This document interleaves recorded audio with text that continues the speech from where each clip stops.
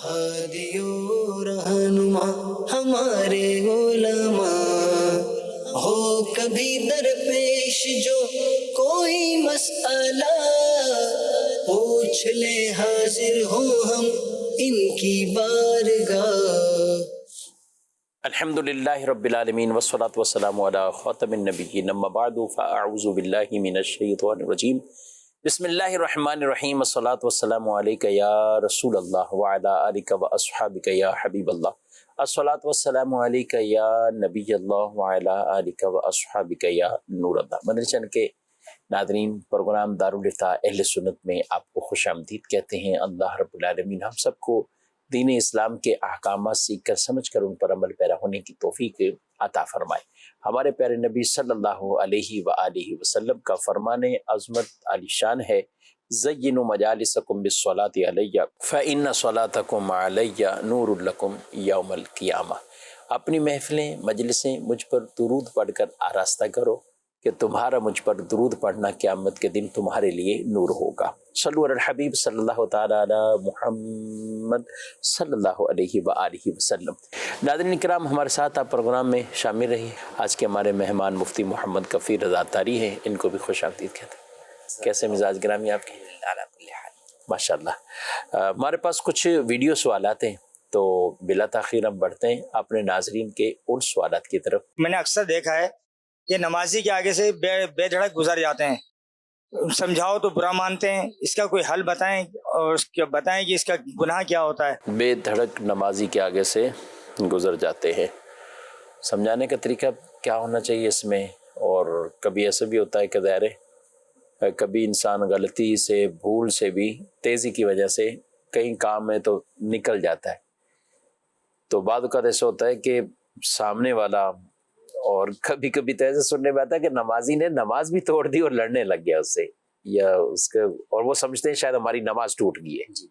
تو کیا کہیں گے آپ دونوں؟ بسم اللہ الرحمن الرحیم۔ نمازی کے آگے سے سترے کے بغیر گزرنا یہ ناجائز اور گناہ ہے، اور سخت جو ہے وہ بڑا گناہ ہے۔ یہ احادیث میں آیا کہ اگر اس کی عذاب جان لیتے تو لوگ 40 سال بھی کھڑا ہونا پسند کرتے، اللہ اکبر، مگر نمازی کے آگے سے نہ گزرتے۔ مبالغے کے لیے 40 سال کسی کی نماز تو نہیں کنٹینیو ہوگی، مگر کہنے کا مطلب یہ کہ اتنا بھی اگر کھڑا ہونا پڑتا تو وہ یہ دیکھتا کہ یہ گناہ اتنا بڑا ہے کہ میں 40 سال کھڑا ہو جاؤں لیکن گزروں گا نہیں۔ تو سب سے پہلے تو یہ بات ذہن نشین سب کو ہونی چاہیے، اور اگر ہم کسی کو سمجھائیں تو انہیں بھی اسی طرح آسان انداز میں سمجھانا چاہیے کہ حدیث مبارکہ میں منع کیا گیا۔ البتہ نمازی کے آگے سے اگر کوئی شخص گزر جاتا ہے تو اس سے نمازی کی اپنی نماز میں کوئی فرق واقع نہیں ہوتا، اس کی نماز بلا کراہت ہو جاتی ہے۔ ہاں، نمازی کو ایسی جگہ نماز کے لیے کھڑا نہیں ہونا چاہیے جو پتہ ہے کہ گزرگاہ ہے، یا بس اوقات لوگ جو ہے وہ سنت گزرگاہ میں مسجد کے اندر پڑھ رہے ہوتے ہیں، پتہ ہے کہ سب لوگ یہاں سے نکلیں گے، تو اگرچہ آپ نے جماعت کے ٹائم وہاں پر صفیں قائم تھی، آپ وہاں پر کھڑے ہوئے، لیکن اب جب آپ کو پتہ ہے کہ لوگ نکلیں گے تو آپ کو چاہیے کہ آپ تھوڑا سا آگے پیچھے ہو کر کسی ایسی جگہ سنتیں ادا کر لیں جہاں پر لوگوں کے لیے راستہ بھی بند نہ ہو اور ان کے لیے گزرنا بھی آسان ہو، اور وہ کسی نمازی کے سامنے سے بھی نہ گزرے۔ ایک یہ ہوتا ہے کہ بس اوقات بہت دور کوئی شخص جو ہے وہ نماز پڑھ رہا ہے تو اب گزرنے والے کی توجہ نہیں ہوتی، تو اپنے ارد گرد تو 1 2 3 صفحے نظر آ رہی ہوتی ہیں، لیکن جو ہے وہ جب بہت زیادہ کوئی دور پڑ رہا ہو یا بہت بڑے صحن والی مساجد ہوں جیسے فیضان مدینہ ہے یا اور دیگر اس طرح کی بڑی مساجد ہیں، تو ان میں عموماً توجہ نہیں رہتی، تو اگر توجہ نہیں ہے تو توجہ دلائی جائے گی آسان انداز کے اندر۔ صحیح۔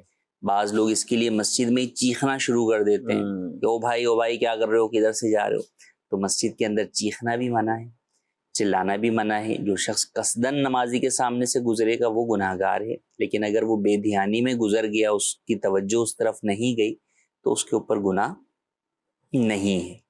ہاں، جہاں معلوم ہے آپ کو کہ نمازی نماز پڑھ رہا ہے اور اب گزرنا بھی ضروری ہے، تو اس کا ایک طریقہ ہے کہ آپ سترہ جو ہے وہ رکھ کر آپ اس کے پیچھے سے گزر جائیں۔ سترے سے مراد کوئی بھی ایسی چیز جو کہ تقریباً آپ یوں سمجھیں کہ ایک جو ہے وہ انگل کے برابر موٹی ہو اور ایک ہاتھ جو ہے وہ لمبی ہو، ایک ہاتھ لمبی ہو، تو اب وہ آپ نے رکھ دی. اب وہ چاہے کوئی اسٹول ہے، چیئر ہے، کوئی بھی ایسی چیز ہے، تو وہ آپ نے وہاں پر رکھ دی، اور اب آپ جو ہے وہ اس کے سترے کے بعد سے گزر سکتے ہیں. بعد سے مطلب یعنی نمازی کے آگے سترا، ہاں، اور یعنی یوں سمجھیں کہ نمازی کے آگے سے گزرے ہیں، بیچ میں سترا، بیچ میں سترا ہو، نمازی اور اس گزرنے والے شخص کے درمیان میں سترا ہے. وہ سترے والی چیز آ جانی چاہیے. تو اس طرح پھر آپ گزر سکتے ہیں.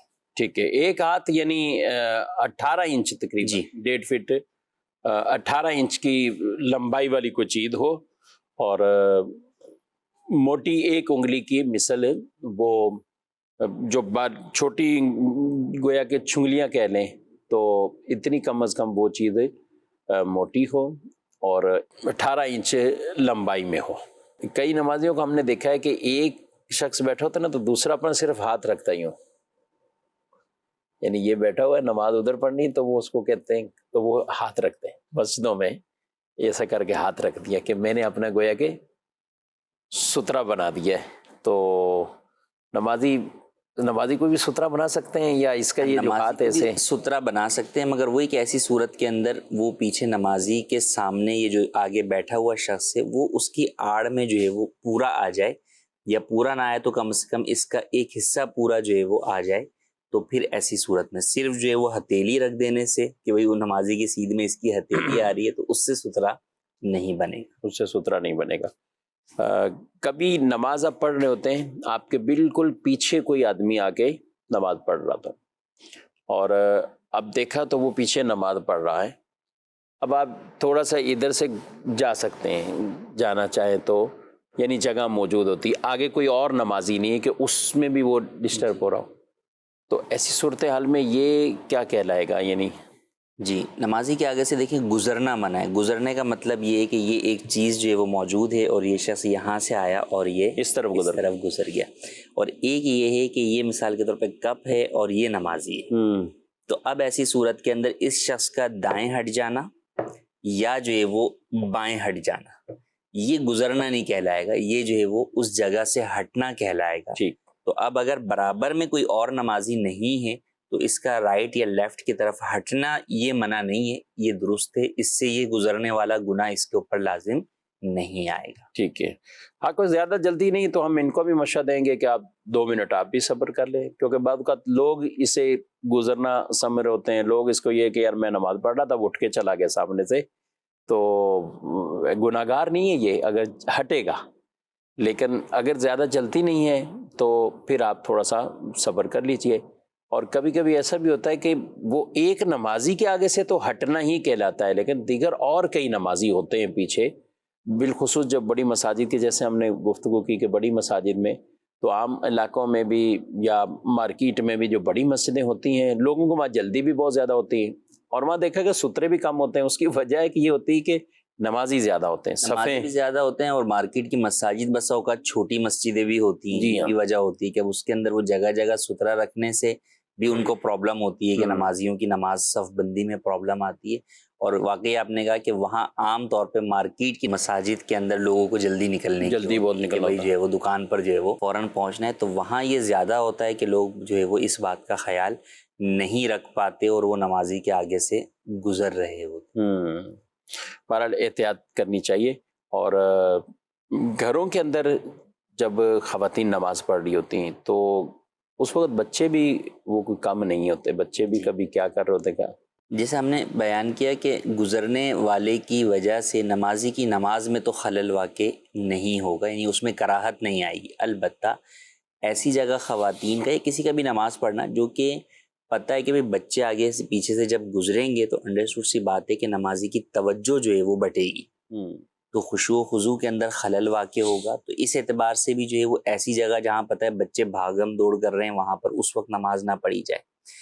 اور اس کے علاوہ بھی بچوں کو بہرحال یہ آداب سکھانے چاہیے کہ بھی نماز کے آگے سے نہیں گزرنا. جو بھی سمجھدار بچے ہیں تو ان کو یہ بات بتائی جائے کہ بیٹا نمازی کے آگے سے نہیں گزرنا ہے. جو ناسمجھ بچہ ہے تو اگر اس کو کوئی پکڑنے والا نہیں ہے تو بہرحال اس کے اوپر کوئی بھی جو ہے وہ چیز نہیں ہے لیکن کوئی اگر اسے بھی پکڑنے والا ہے تو بہتر یہی کہ اسے جو ہے وہ پکڑے، نمازی کے آگے سے گزرنے نہ دے، کہ اس کی وجہ سے نمازی کی توجہ بٹے گی اور اس کے خشوع و خضوع میں خلل واقع ہوگا۔ ٹھیک ہے جی، مزید سوال۔ سر نمازی نماز پڑھ رہا ہے ایک صف سے، اس کے آگے والی صف ہے جو خالی ہے، اس کے آگے سے آدمی گزر سکتا ہے، آگے والی صف جو خالی پڑی ہے اس کے آگے؟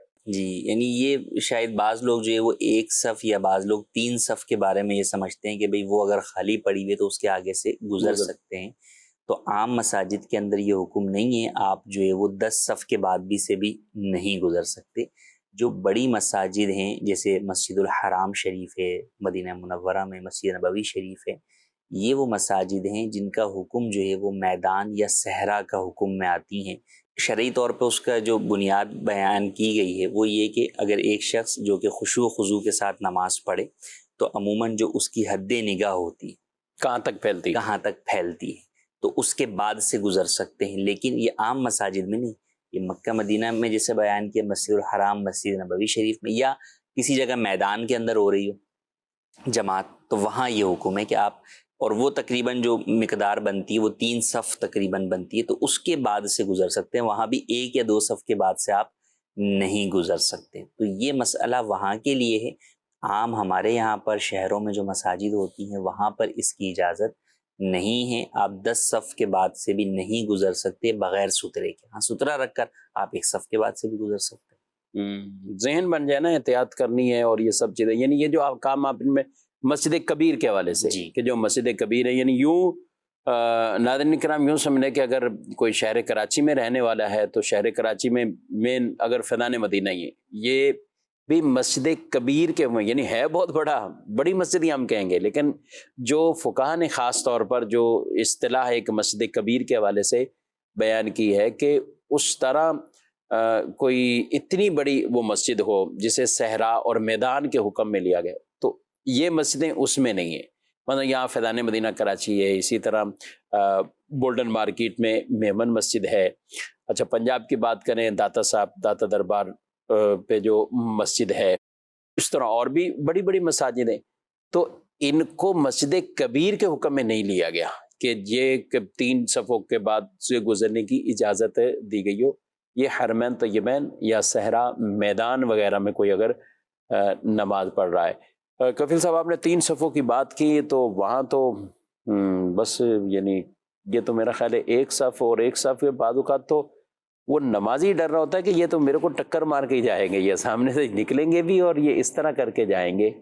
اب بالخصوص ہم بات کریں مطاف اور مطاف کے ارد گرد جو لوگ بیٹھے ہوتے ہیں یا نماز پڑھ رہے ہوتے ہیں، کچھ لوگوں کی بھی غلطیاں ہوتی ہیں کہ ایسی جگہ پر وہ نماز پڑھ رہے ہیں، ان کو پتہ ہے کہ خود ہی ہمارے آگے سے لوگ یہ خواہی نہ خواہی گزر جائیں گے، یہ راستہ ہی وہی ہے، یہ جگہ ہی وہی ہے کہ اس سے انہوں نے گزرنا ہے۔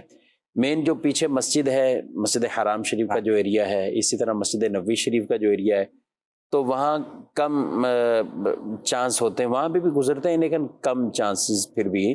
لیکن یہ جو مطاف اور اس کے ارد گرد کریں یا مسجد نبوی شریف میں جو صحن والا حصہ ہے، تو کئی لوگ وہاں پہ بعد میں نوافل پڑھ رہے ہیں، سنت پڑھ رہے ہیں یا نماز ہی پڑھ رہے ہیں، تو وہ صحن میں ہی کھڑے ہو کر اپنی نماز بغیر سترے کے پڑھنا شروع ہوتے ہیں۔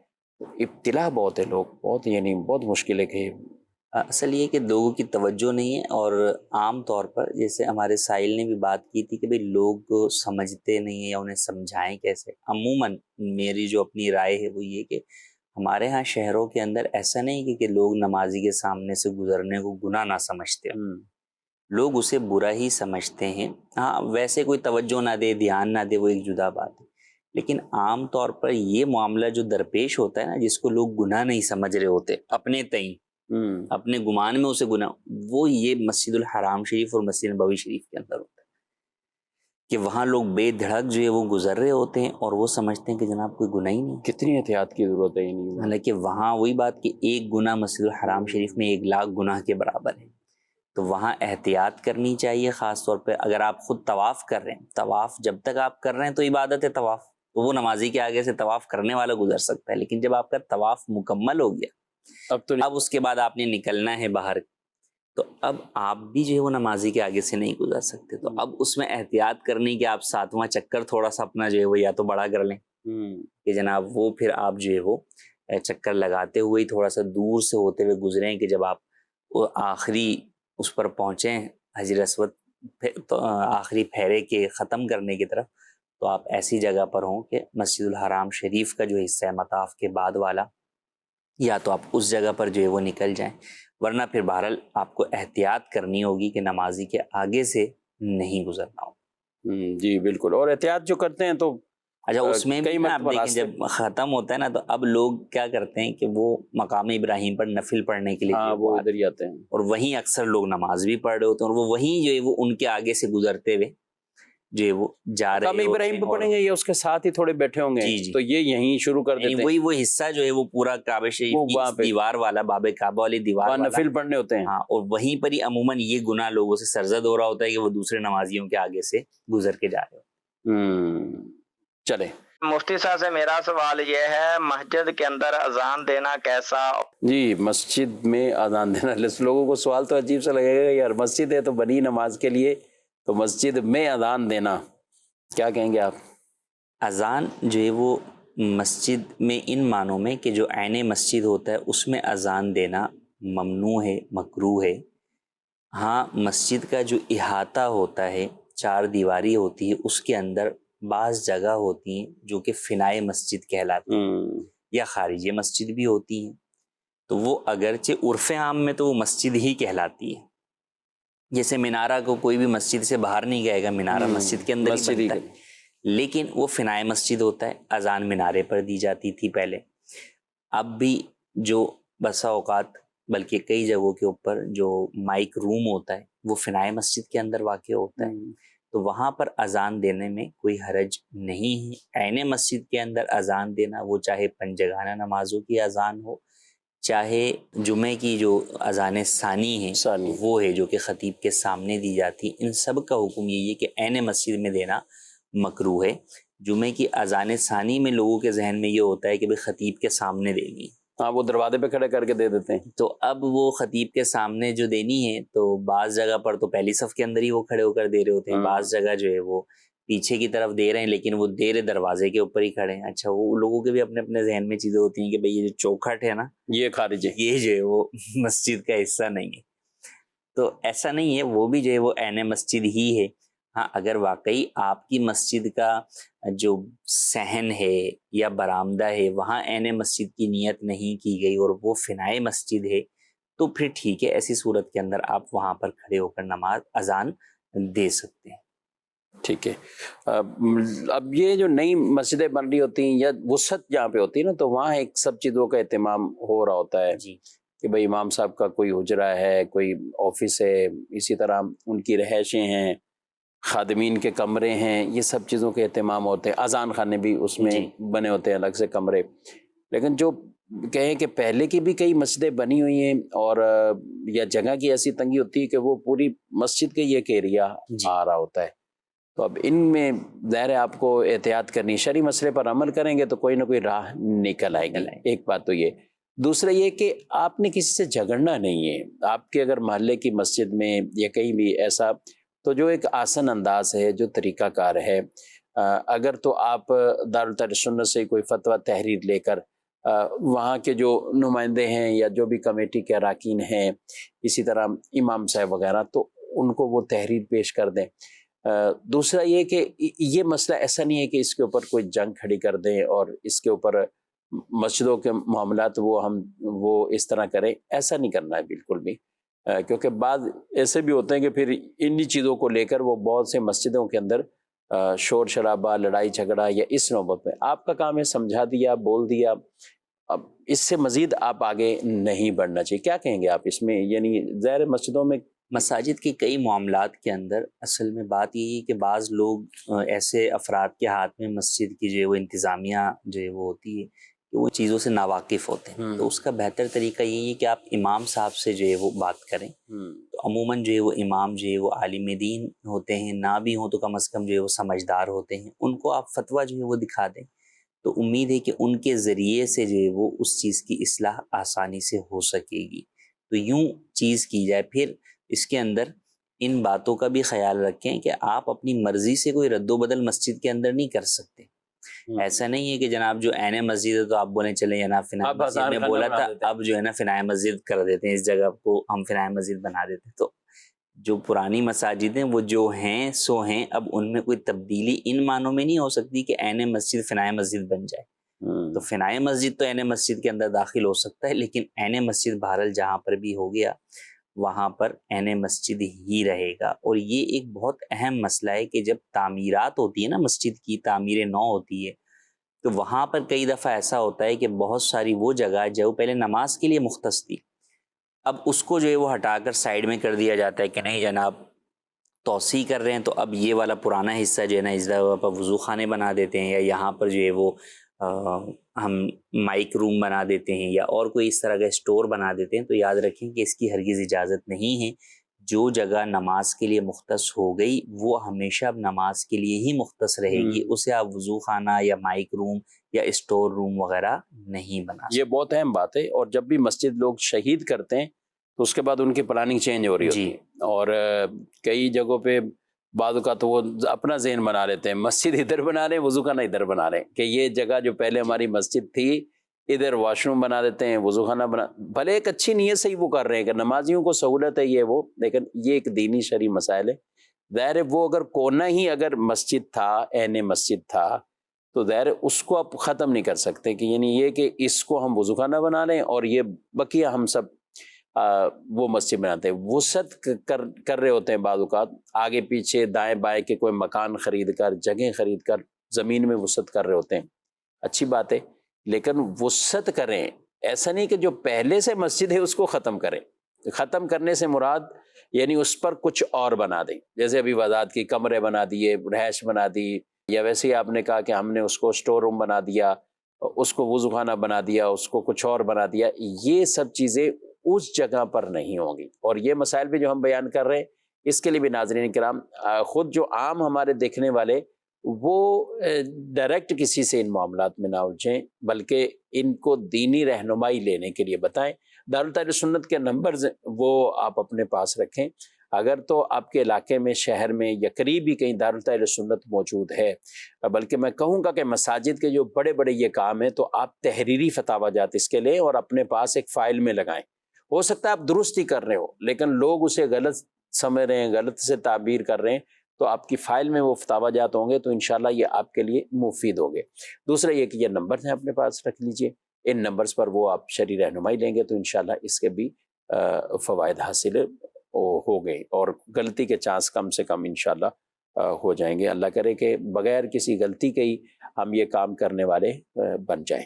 کچھ ایسے میں شامل کرتے ہیں۔ جی یہ کہہ رہے ہیں کہ دعائے قنوت نہ آئے تو پھر کوئی اور پڑھ لیں۔ دعائے قنوت پڑھنا واجب ہے۔ اگر دعائے قنوت کسی کو نہیں آتی تو اس کی جگہ اللہم ربنا آتنا فی الدنیا حسنہ وفی الآخرۃ حسنہ وقنا عذاب النار یا اللہم اغفر لی پڑھ لے، تو اس سے جو دعائے قنوت کا واجب ہے وہ ادا ہو جائے گا۔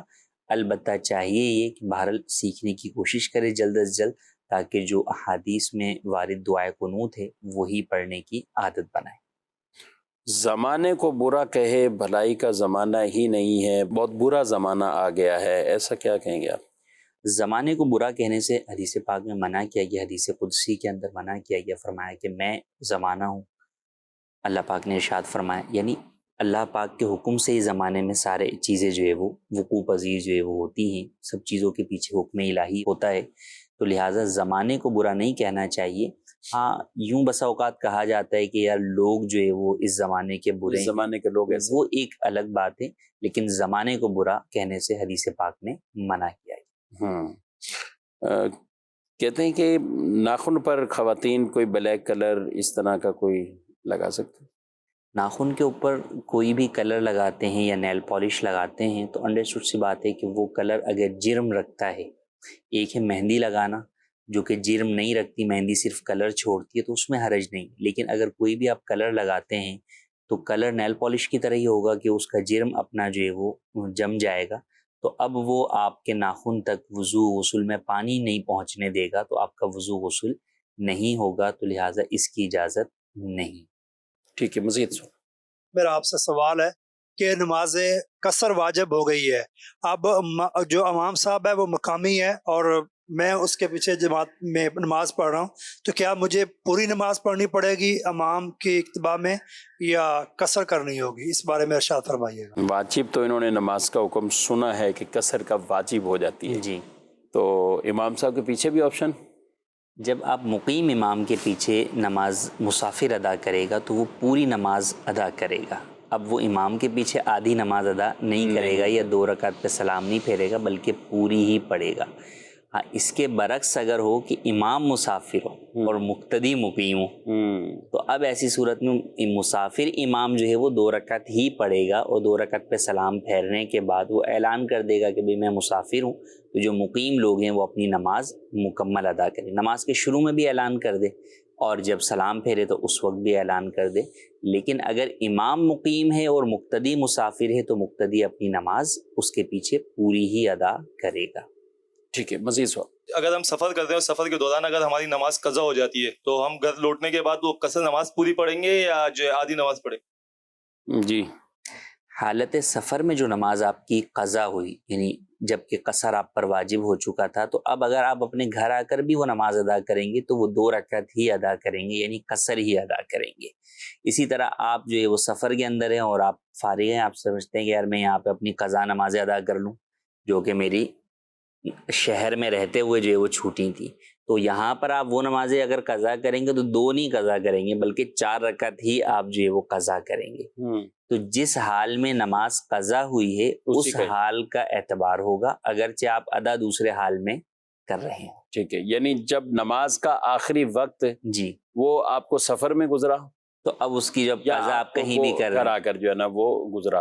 اچھا، کبھی ایسا ہوتا کہ آخری وقت بعد میں آیا، نماز ہم نے پہلے ہی پڑھ لی، مثلا عشاء کی نماز تھی، اب حیدرآباد پڑھ لی، اب رات 12 بجے گھر پہنچ گئے تو ابھی عشاء کا وقت تو باقی ہے، تو اب دوبارہ پڑھنا جو ہے وہ لازم نہیں ہے، وہ نماز ہو گئی۔ لیکن اگر آپ نے نہیں پڑھی تھی اور اب آپ پہنچ گئے پوری پڑھنی، تو اب پوری پڑھنی ہوگی۔ ٹھیک ہے۔ قصر صرف فرضوں میں ناظرین کرام، یعنی فرائض میں، اور وہ بھی ظہر، عصر، عشاء، ان کے 4 میں 2 پڑھنی ہے، بقیہ سنت، وتر، یہ سب پورے پورے ہیں۔ اس میں یہ نہیں ہے کہ آپ کہیں کہ سنتوں میں بھی قصر ہے، وتر میں قصر ہے، وتر تو ہے ہی 3 رکعت، اس لیے مغرب میں قصر نہیں ہوتی، مغرب پوری ہی نماز، چاہے سفر میں کہیں بھی ہیں تو پوری ہی نماز ادا کی جاتی ہے، اس میں کوئی قصر نہیں ہے، تو ان چیزوں کو بھی خیال رکھنا ہے۔ جی، مزید سوال؟ جی مفتی صاحب کے بارے میں میرا سوال یہ ہے کہ کیا مرد حضرات کے لیے تانبے کے چھلے میں دم کر کے دیے جا سکتے، اس کا استعمال کر سکتے ہیں مرد حضرات؟ تانبے کے چھلے دم کیا ہوا؟ جی، تانبے کے چھلے دم کر کے پہنتے ہیں۔ دیکھیں، مرد کے لیے چاندی کی صرف ایک انگوٹھی جائز ہے جو کہ نگینے والی ہو اور وزن میں وہ 4.5 ماشے سے کم ہو۔ اس کے علاوہ کسی بھی قسم کی انگوٹھی یا چھلا پہننا مرد کے لیے جائز نہیں ہے۔ چاندی کا بھی چھلا پہننا، یعنی چھلے کا مطلب یہ کہ بغیر نگینے والا جو ہے وہ رنگ ہو، تو وہ بھی جائز نہیں ہے، اور تانبے کا تو بدرجہ اولا جو ہے وہ جائز نہیں ہے۔ تو دم ہونے کی وجہ سے وہ ناجائز چیز جائز نہیں ہو جائے گی، وہ ناجائز ہی رہے گی، اس کی ہرگز اجازت نہیں۔ مدینہ شریف سے لے کے آئے ہوں یا کسی مزاد سے لے کے آئے ہیں، کہیں سے بھی لے کر آئے ہوں، بہرحال جو چیز مدینہ والے سرکار صلی اللہ علیہ وسلم نے منع فرمائی ہے تو وہ پہننا جائز نہیں ہو۔ صحیح ہے۔ عورتوں کے لیے اگر کوئی آرٹیفیشل جویلری یا عورتیں، خواتین اگر پہنتی ہیں، عورتیں اگر پہنتی ہیں تو انہیں اجازت ہے، خواتین کو آرٹیفیشل زیورات کی علماء نے فی زمانہ اجازت دی ہے، تو وہ پہن سکتی ہیں، تو وہ دم والا بھی پہن سکتی ہیں اور بغیر دم والا بھی پہن سکتی ہیں۔ ٹھیک ہے۔ چھوٹے بچوں کے حوالے سے کیا کہیں گے آپ؟ چھوٹے بچوں میں بھی یہی حکم ہے کہ بچیاں ہیں تو وہ تو پہن سکتی ہیں، لیکن بچہ ہے تو اگرچہ وہ نابالغ ہو اس پر تو گناہ نہیں ہے، لیکن پہنانے والے گناہگار ہوں گے، تو جو بھی لڑکا ہے تو بہرحال اسے پہنانا جائز نہیں۔ یہ مزید سو میں رہوں ابھی فی الحال سکھر میں ملازمت کر رہا ہوں، سکھر میں میں جاتا ہوں چھٹی کلاگنگ، تو پہلے جاتا ہوں سسرال والوں کے ہاں، وہاں پہ میں 2-4 دن رہتا ہوں، پھر آگے جاتا ہوں اپنے گاؤں، تقریباً گاؤں کا 1.5 گھنٹہ کا سفر ہے، تو وہاں پہ میں پہنچ کے سسرال قصر نماز پڑھوں گا یا کہ پوری پڑھوں گا؟ جی، سسرال چونکہ ان کا وطن اصلی نہیں ہے تو وہاں پر یہ قصر نماز ہی ادا کریں گے۔ جب اپنے گاؤں میں جو ہے وہ پہنچیں گے تو پھر یہ اپنے گاؤں میں پہنچ کر نماز مکمل ادا کریں گے۔ کہ اگر یہ واپسی کے اندر اس طرف آتے ہیں، یعنی واپسی میں پہلے سسرال جو ہے وہ آتے ہیں اور ارادہ ہے کہ میں 3-4 دن رکوں گا، اور اب گاؤں سے سسرال کے درمیان کا راستہ 92 کلومیٹر سے زائد کا نہیں ہے، جسے بتا رہے ہیں آدھے گھنٹے کا جو ہے وہ فاصلہ ہے. تو اب یہ مسافر ابھی سسرال میں نہیں ہوں گے واپسی میں، کیونکہ گھر سے تو سسرال ہی جو ہے مسافت سفر پر ہے، لیکن گھر سے واپسی پر گاؤں سے سسرال مسافت سفر پہ نہیں ہے. تو اب واپسی میں بہرحال سسرال میں پوری نماز ادا کریں گے. صحیح. اور پھر جب آگے بڑھیں گے تو پھر مسافر ہو جائیں گے اور پھر قصر نماز ادا کریں گے. ٹھیک ہے. اور اس طرح کے جب بھی مسائل ہو نا، ساتھ کوشش کریں کہ آپ مسافت بیان کیا کریں، کلومیٹر بیان کیا کریں. آپ کا وہ آدھا گھنٹہ کون سا آدھا گھنٹہ ہے، کس اعتبار سے پہنچنا ہے، اور بائی ایئر آدھا گھنٹہ پہنچنا ہے تو پھر ہو سکتا ہے بہت زیادہ فرق پڑ جائے. تو عام طور پہ ظاہر ہے کہ آدھے گھنٹے کا جو سفر ہوتا ہے تو وہ 92 کلومیٹر سے کم ہی ہوتا ہے جو عام بائی روڈ ہم جاتے ہیں. تو مسئلہ بہرحال دونوں اعتبار سے وضاحت جو ہے وہ ہو گئی ہے. اچھا، کچھ رہنے کے دنوں کے اعتبار سے فرق پڑے گا؟ انہوں نے تو 2-3 دن ہی کہا. 2-3 دن کہا. اگر 15 دن ان کا رہنے کا ارادہ ہے یا اس سے زیادہ رہنے کا ارادہ ہے تو پھر یہ وہاں پر مقیم ہو جائیں گے اور پھر وہاں پر نماز مکمل ادا کریں گے. ایس ایم ایس پہ سوال ہے، کیا عورتوں کے بال بیچنا جائز ہے؟ بال بیچنا، انسانی بال بیچنا، وہ چاہے مرد کے ہوں یا عورت کے ہوں، یہ جائز نہیں ہے، حرام ہے. اور یہ بے باطل ہے کہ انسان کا کوئی بھی عضو جو ہے وہ یا جسم سے اس سے جدا ہونے والی جو بھی چیزیں ہیں ان کی خرید و فروخت حرام ہے. انسان کی حرمت کی وجہ سے اس چیز کو حرام قرار دیا گیا کہ اس کا کوئی بھی عضو جسم کا یا جسم سے جدا ہونے والی جو چیزیں ہیں، بال ہیں یا دیگر چیزیں، وہ یہ بیچنا حرام. اللہ اکبر. یعنی ان کا خیال بہت کم قیمت میں، یعنی قیمت چاہے زیادہ بھی ہو لیکن جو چیز بیچنا جائز ہی نہیں ہے تو اس کو بیچنا جائز. لیکن عام طور پہ جو بالوں کا معاملہ ہے بڑے شہروں میں تو یہ عجیب سے لگتا ہوگا سن کر کہ بال کون بیچتا ہے. تو لیکن چھوٹے شہروں کی بات کریں، گاؤں دیہاتوں کی بات کریں تو وہاں باقاعدہ جسے کہتے ہیں پھیری لگانے والے یہاں بھی لگتی ہیں. اور وہی بات کہ خواتین جو ہے وہ باقاعدہ بال اپنے جمع بھی کرتی ہیں اور زیادہ ہو بیچتی بھی ہیں. تو یاد رکھیں اس بال کے بدلے میں جو آپ کو مال ملے گا وہ بھی حرام ہے. بالکل جو ہے وہ مال خبیث ہے، حرام ہے آپ کے حق میں. تو لہٰذا ایسا کرنا ہرگز جائز نہیں ہے. تھوڑے سے پیسوں کے لیے آپ جو ہے وہ مال بیچ رہی ہیں، اس کے اندر 2 گناہ ہیں. ایک تو اس چیز کا بیچنا اور عورت کے بال بیچنا، اس اعتبار سے بھی گناہ کہ غیر محرم مرد کی جو ہے وہ نگاہ میں جو ہے وہ آ رہے ہیں، اس کے آپ ہاتھ میں دے رہے ہیں. تو عورت کو اپنے بالوں کا بھی پردہ لازم ہے اور جسم سے بال جدا ہونے کے بعد بھی ان بالوں کا پردہ لازم ہے. تو اسی لیے یہ نہیں کہ سر کے بالوں کی کنگھی کے بعد بال جو ہے وہ آپ پھینک دیں، نہیں، بلکہ یا تو اسے جو ہے وہ زمین میں جو ہے وہ دبا دیں یا پھر اس کو جو ہے وہ اس طریقے سے جو ہے وہ ضائع کیا جائے کہ غیر محرم مرد کی نظر نہ پڑے. جی مزید سوال. جی میرا سوال یہ ہے کہ بندے کے اوپر جو ہے نا نماز پڑھ رہا تھا، سجدہ سا واجب تھا، لیکن آخری وہ بھول گیا ہے. اس سلام پھیر کے ایک دفعہ سلام اس نے پھیر لیا تو اس کو یاد آیا کہ مجھے جو ہے نا سجدہ صاحب کرنا تھا. تو اب وہ کیا کرے؟ دوبارہ نماز پڑھے؟ کیا کرے؟ بہت اچھا ہوا اس کو یاد آ گیا. اب اس نے کیا آگے یہ نہیں بچانے، چلے خیر یاد آ گیا جی، یہاں تک پہنچے، یاد آیا. سلام پھیر لیا، دونوں طرف بھی اگرچہ سلام پھیر لیا اور یاد آ گیا اسے کہ سجدہ صاف کرنا ہے، تو اگر ابھی کوئی ایسا عمل نہیں کیا جو کہ اس کی نماز کو فاسد کرنے والا ہے تو ابھی بھی اس کے پاس وقت ہے. وہ اللہ اکبر کہتے ہوئے سجدے میں چلا جائے اور اپنے 2 سجدے صاحب کے ادا کرے اور پھر اٹھ کر اتحیات مکمل کرے اور سلام پھیر لے. تو یوں اس کی نماز ہو جائے گی اور سجدہ صاحب بھی ادا ہو جائے گا اور جو کراہت آئی تھی وہ بھی سجدہ صاحب کی وجہ سے ختم ہو جائے گی. یعنی اس کو اب الگ سے سلام پھیرنے کی ضرورت جی، الگ سے اس کو سلام پھیرنے کی. ایک سلام پھیرا جیسے انہوں نے، ہاں یاد آ گیا تو بس اب یہ 2 ہی سلام پھیر دیے کسی نے، 2 بھی پھیر دیے تو بھی جو ہے وہ ڈائریکٹ جو ہے وہ اب سجدے میں چلے جائے، مزید سلام پھیرنے کی حاجت نہیں. ٹھیک ہے، یہ آپشن ہے. یعنی جب تک وہ نماز توڑنے والا کوئی عمل اس نے ایسا نہیں کیا، یعنی کسی سے گفتگو کر لینا، جب نماز ہے تو ساتھ والے سے خیر خیریت حال حوال پوچھ لیا، سلام دعا کر لی، تو یہ نماز توڑنے والا عمل ہو. یعنی آپ نے ایک دفعہ سلام کا دونوں طرف ہی سلام پھیر دیا لیکن نماز ٹوٹنے والا کوئی عمل نہیں ہے. آپ ابھی بیٹھے ہوئے یاد آ گیا، اللہ اکبر کہہ کے آپ سجدے میں چلے جائیں تو یوں آپ اپنا سجدہ صاحب جو ہے وہ بھی کر سکتے ہیں. ناظرین کرام، پروگرام کا وقت اپنے اختتام کی طرف ہے. آپ کے کئی سوالات ہم نے شامل کیے ہیں. ظاہر ہے کئی ایسے سوالات ہوتے ہیں کہ جو آپ کو درپیش بھی ہوتے ہیں، ضروری بھی ہوتے ہیں، لیکن وہ پروگرام میں شامل نہیں ہو پائے وقت کی قلت کی وجہ سے یا کسی اور. تو آپ ضرور دارالفتہ اہل سنت سے اپنا رابطہ رکھیے اور دارالفتہ اہل سنت کے نمبرز پر اپنا باقاعدہ وہ مسئلہ بیان کر کے براہ راست ہی آپ دارالفتہ اہل سنت کے عالم دین مفتی صاحب سے اس کی شرعی رہنمائی لے سکتے ہیں۔ اللہ پاک ہم سب کو علم نافع عطا فرمائے، علم دین ہمیں سیکھ کر اس پر عمل پیرا ہونے کی توفیق عطا فرمائے، آمین بجاہ النبی الامین صلی اللہ علیہ وسلم۔ ہادی و رہنما ہمارے علماء، ہو کبھی درپیش جو کوئی مسئلہ، پوچھ لیں حاضر ہوں ہم ان کی بات